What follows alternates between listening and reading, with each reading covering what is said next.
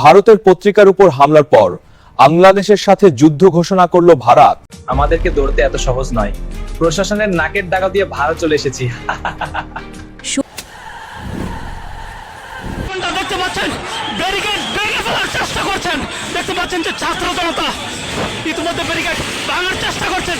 আপনাদেরকে যেমনটা দেখানোর চেষ্টা করছি উপস্থিত হয়েছিল, সেখানে রাষ্ট্রের দায়িত্বপ্রাপ্ত কর্মচারী কর্মকর্তা ছাড়া সাধারণ নাগরিকের বেশে যারাই গিয়েছিল, এদের মধ্যে শতকরা 95% পাকিস্তানি বীজ থেকে সৃষ্টি। এদের মধ্যে শতকরা 95% পাকিস্তানের দালাল, পাকিস্তানের মাল, এবং এদের 80% জামাতের প্রোডাক্ট। জামাত কি চমৎকার একটা গেম।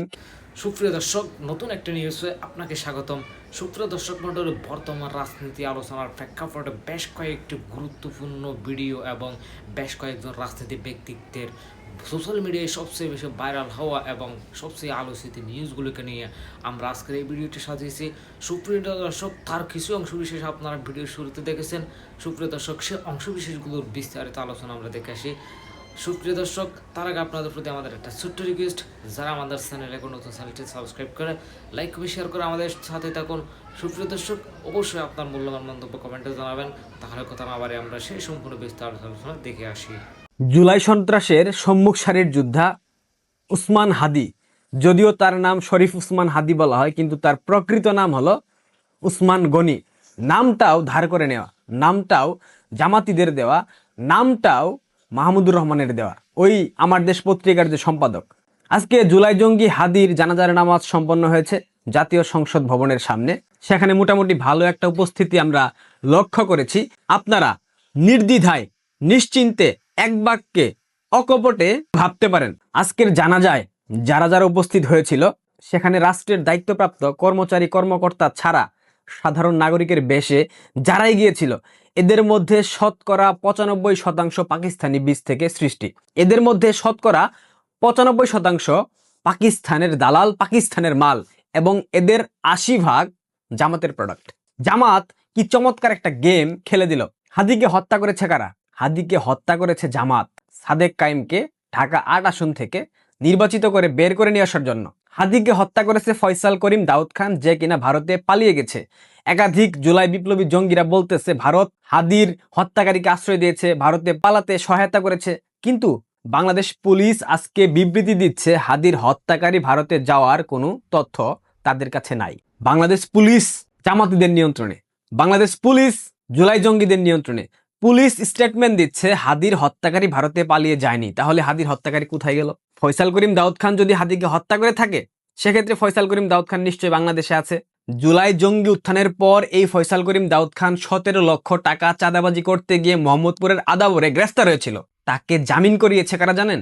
বিএনপির আইন বিষয়ক সম্পাদক ব্যারিস্টার কি যেন একটা নাম মনে পড়তেছে না, আর শিবিরের সাবেক নেতা আইনজীবী শিশির মনির। বিএনপি এবং জামায়াত ফয়সাল করিম দাউদ খানকে জামিন করিয়েছে।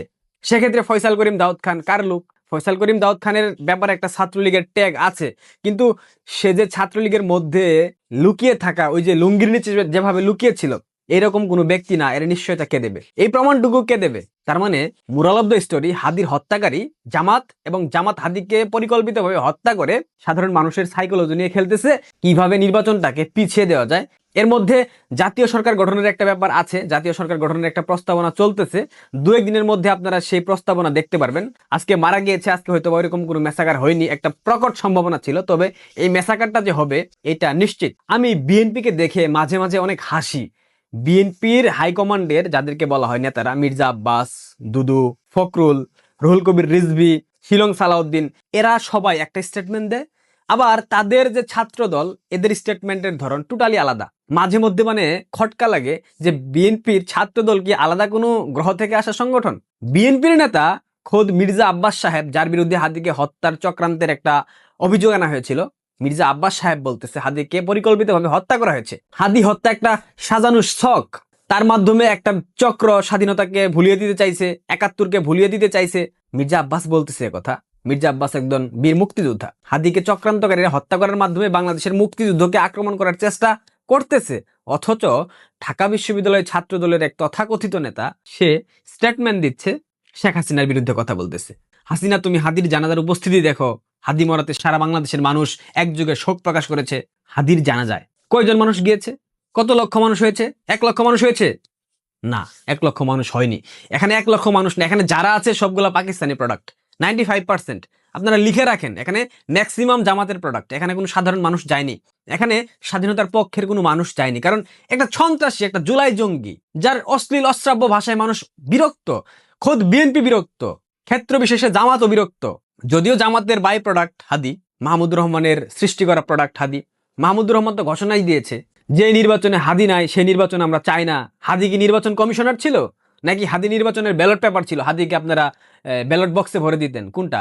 এ ধরনের অবান্তর কথা, এ ধরনের চক্রান্ত বাংলাদেশে প্রতিনিয়ত হচ্ছে। সামনের দিনে আপনারা আরো চক্রান্ত দেখতে পারবেন। তবে আজকে হাদির জানাজায় অংশগ্রহণ করার মধ্য দিয়ে বাঙালি বুঝে গিয়েছে 71-এর পরাজিত শক্তির দোসর কারা, 71-এর পরাজিত শক্তির পারপাস সার্ভ করে কারা, 71-এর পরাজিত শক্তি আসলে কারা কারা, তাদের চেহারাগুলা জাতির সামনে চলে এসেছে এবং তাদের সংখ্যাটাও মোটামুটি আমরা জেনে গেলাম যে এরা 71-এর চরম বিরোধী শক্তি। হাদি ইচ্ছা প্রকাশ করেছিল তাকে দাফন যেন তার পিতার কবরের পাশে করা হয়, কিন্তু এই জুলাই সন্ত্রাসীরা বিদ্রোহী কবি কাজী নজরুল ইসলামের কবরস্থানের পাশে তাকে দাফন করেছে। এইখানেও একটা নাটক, হাদির লাশকে কেন্দ্র করে একটা নাটক সাজানো হয়েছে। হাসনাত আব্দুল্লাহ লাশের গাড়ির উপর উঠে সংসদ ভবন থেকে ঢাকা বিশ্ববিদ্যালয়ের সেই মসজিদ প্রাঙ্গণ পর্যন্ত গিয়েছে। মানে নাটক দেখতে দেখতে মাঝে মধ্যে বলতে হয়, নাটক কম করো প্রিয়।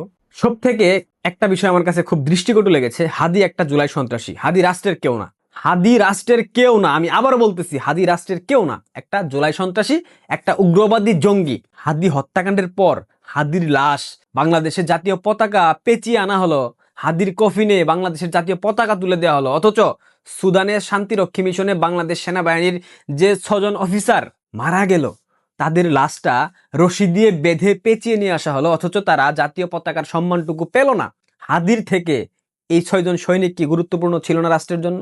তারা বাংলাদেশের ভাবমূর্তি উজ্জ্বল করার জন্য সুদানে গিয়েছিল শান্তিরক্ষী মিশনে। তাহলে এই 6 জন সেনা কর্মকর্তার লাশকে কেন জাতীয় পতাকা দিয়ে পেঁচানো হলো না? কেন তাদেরকে রাষ্ট্রীয় সম্মান জানানো হলো না? কোথায় চলতেছে দেশটা? কাদের নিয়ন্ত্রণে চলতেছে দেশটা? সুদখোর ইউনুস কিভাবে হাদির জানাজায় গিয়ে একটা রাজনীতি করে আসলো? হাদি নাকি এইটা, হাদি নাকি ওইটা। আর একটা জুলাই সন্ত্রাসী রে ভাই, একটা জুলাই সন্ত্রাসীকে নিয়ে তো মাতামাতির কিছু নাই। অবশ্য দেশদ্রোহী স্বাধীনতা বিরোধী শক্তি পাকিস্তানের পেতাত্তারা হাদির মতো জঙ্গিকে নিয়ে নাচানাচি করবে, এটা আমরা আগেই জেনেছিলাম। আপনারা সবাই সাবধান থাকেন, খেয়াল রাখেন, সজাগ থাকেন। বাংলাদেশে এক অস্থিতিশীল পরিবেশ সৃষ্টি হবে। আগামী 72 ঘন্টা বাংলাদেশের মানুষের জন্য অনেক বেশি গুরুত্বপূর্ণ। আবারও বলতেছি, এই 72 ঘন্টার মধ্যে অনেক ঘটনা ঘটবে, বিএনপির সাথে অনেকগুলা কনফ্লিক্ট হবে। এখন বিএনপি এই অবস্থা থেকে বাংলাদেশকে পরিত্রাণ করার একমাত্র মাধ্যম